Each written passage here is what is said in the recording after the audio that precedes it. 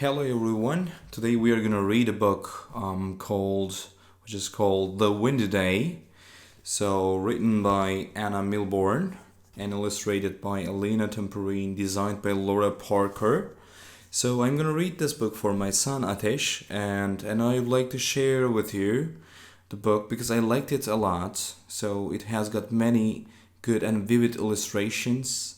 So the story is nice and you can learn many things from this book in my opinion. So let's begin. The Windy Day. Have you ever wondered what sways the trees and make leaves dance across the grass?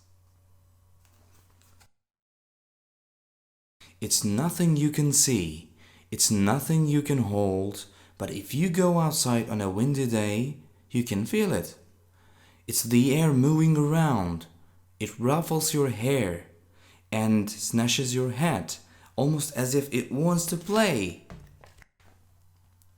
If you roll out the string of a big, bright kite, then throw the kite into the air and run as fast as you can, the wind might catch it and make it fly.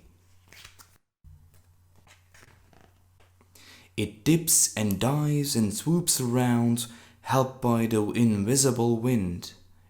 All at once, a blustery gust tosses the kite into a tree. The wind is rough and tumbly along the cliff.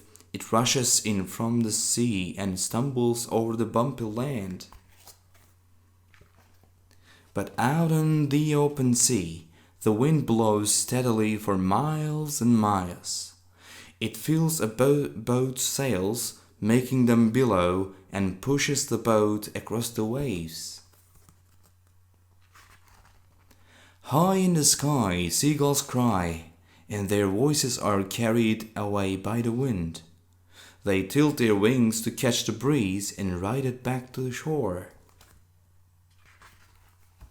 It's too blowy for little birds to fly around, so they huddle up on a branch and wait for the wind to go away.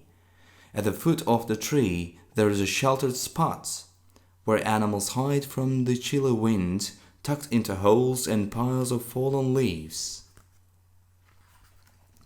As the wind rustles a sycamore tree, its twirly seeds are shaken free.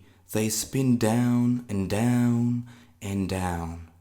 The seeds lie scattered on the ground. Soon they'll start to grow into new sycamore trees. Interesting, isn't it? Further along the cliff tops stands a row of tall white windmills. Wind blowing in from the sea slowly pushes their sails around. The turning windmills make electricity, which is sent through wires to a nearby town. It lights up the lights there and makes all kinds of things work. You might wonder if the restless wind ever gets tired of blowing, but even when the wind dies down where you are, it's always blowing somewhere.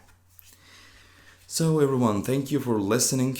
The book actually starts with a question, and that's a good question in my opinion. So have you ever wondered what makes the trees sway and the leaves dance across the grass?